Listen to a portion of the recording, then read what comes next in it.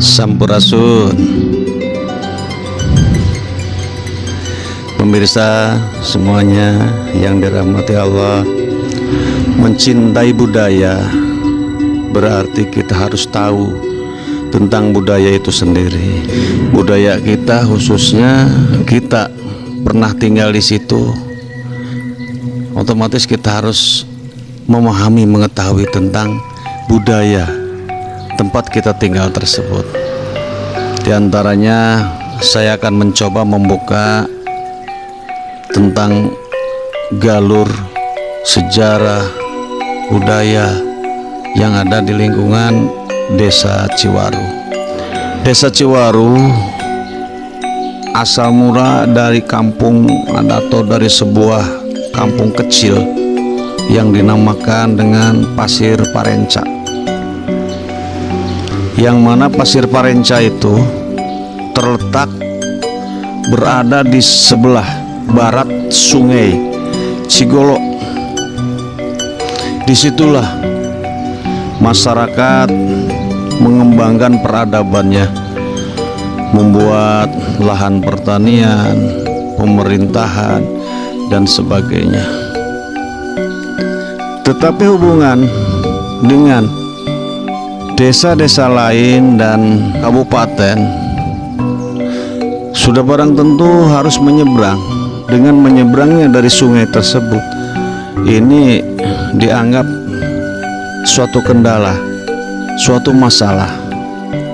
Akhirnya berpindahlah dari Pasir Parenca ke sebuah tempat, yang mana tempat itu berada di agak tinggi, yaitu yang disebut dengan Tegalaja. Kalau sekarang itu namanya Sukamaju, Tegalaja. Disitulah cikal bakal Desa Ciwaru yang berkembang sampai saat ini, yaitu sebagai desa perjuangan, baik itu perjuangan di dalam membela kemerdekaan atau perjuangan di dalam perekonomian. Itu Desa Ciwaru. Mulai bergerak dari wilayah yang sangat kecil yang disebut Tegalaja, udah beberapa para karuhun-karuhun yang pernah menjabat sebagai lurah di tempat tersebut. Tetapi siapakah yang pertama kali membangun dusun Parenca tersebut? Yang pertama kali itu adalah Buyut Entolsena. Nah, siapakah Buyut Entolsena? Kita harus menggali lebih jauh lagi. Karena apa? Buyut Entolsena itu kalau kita ambil dari sejarah zaman dulu pada tahun 1820, itu berasal kurang lebih mungkin dari kerajaan Majapahit yang selanjutnya roboh menjadi kerajaan kecilnya, yaitu Mataram. Dari Mataram menjadi membesar kembali, bangun lagi dari kerajaan Majapahit sudah turun, Mataram bangun, bangkit. Mataram bangkit, langsung lari ke Jakarta, ke Batavia, dengan membawa di situ mungkin dari segi agamanya awalnya itu agama Hindu, dan berkembang kemudian kesininya yaitu menjadi Islam. Setelah itu juga setelah Sultan Agung jadi sultan di situ. Penyerangan Mataram ke Batavia saat itu pada tahun tersebut tidak membuahkan hasil, karena di sana sudah persiapkan bala tentara, sehingga gagallah pertempuran itu, dan akhirnya banyak tentara-tentara atau prajurit Mataram yang berlarian kemana-mana.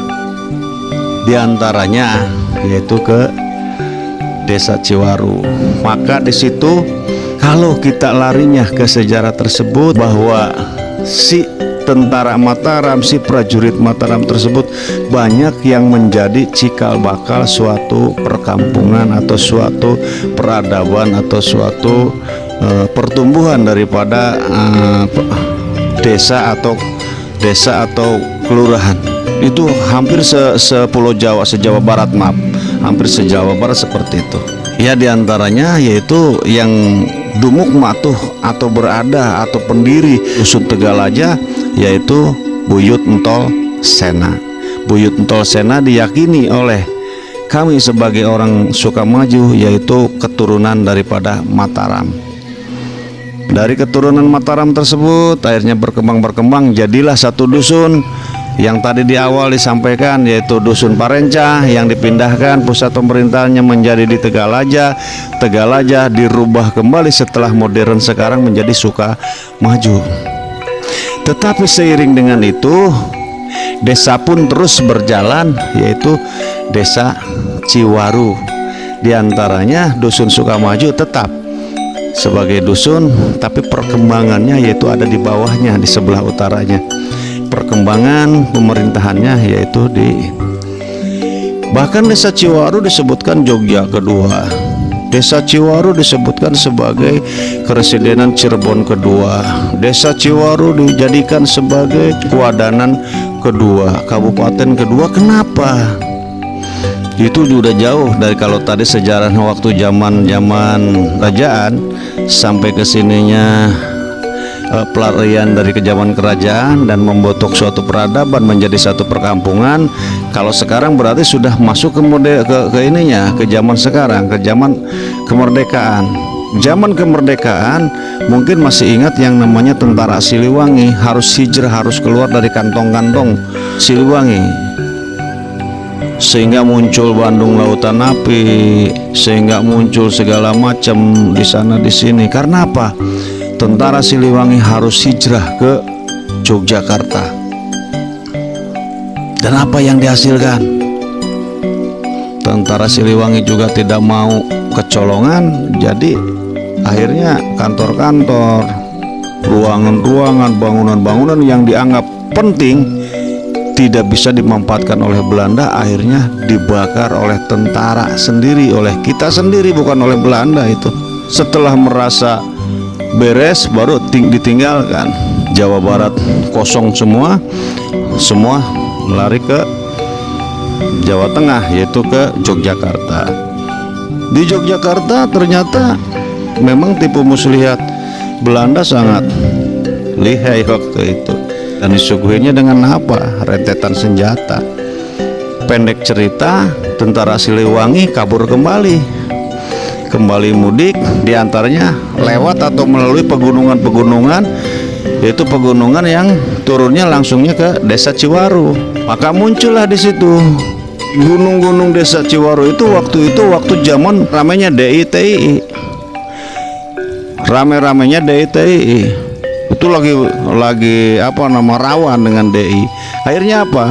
Tentara Siliwangi udah repot jalan dari Bandung, dari Jawa Barat ke Jawa Tengah, di perjalanan menghindar daripada bahaya Belanda, nyampe ke sana diberondong senjata, pulang dari sana kabur nggak tahu menggunakan apa, jalan kaki dan sebagainya, ke hutan dihantam oleh DITI. Bahkan ada yang dipenggal, dimasukkan ke dalam drum panas, drum air. Ya, itu biadabnya DITI itu. Akhirnya apa? Yang gugur banyak di hutan, yang selamat akhirnya jatuhnya di mana kumpulnya? Kumpulnya di desa Ciwaru. Maka desa Ciwaru ada satu, ada tentara Siliwangi, perkumpulan tentara Siliwangi yang pulang hijrah dari Yogyakarta. Yang kedua tentara Jawa. Tentara Jawa itu apa? Itu sama tentara yang diuber dari sana, dari Jawa, larinya ke Ciwaru juga tentara rakyatnya. Tentara rakyat di situ, bambu runcing dan sebagainya, TKR dan sebagainya, itu ex Jepang. Banyak sekali ngumpul di situ. Belanda pun tidak tinggal diam. Waktu tentara pulang lewat hutan, Belanda pulang lewat Pantura menggunakan tanker, menggunakan mobil-mobil truk dan sebagainya. Akhirnya muncul pertempuran cuman jarak jauh antara Ciwaru dengan Gunung Karung. Di Gunung Karung menggunakannya apa? Menggunakan Canon. Nah, menggunakan Canon. Kalau sekarang mungkin menggunakan Google Map.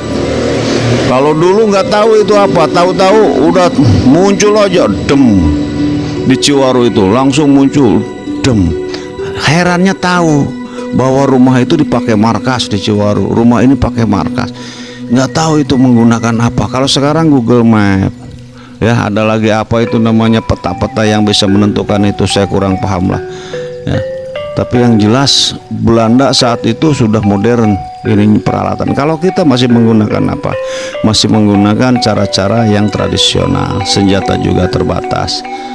Nah itu kenapa Ciwaru jadikan Jogja kedua, karena yang pulang hijrah dari Jogja adalah kumpulnya di Ciwaru. Kenapa Ciwaru dijadikan Kresidenan Cirebon, Kuningan Cirebon kedua, Kuningan Kabupaten Kuningan kedua?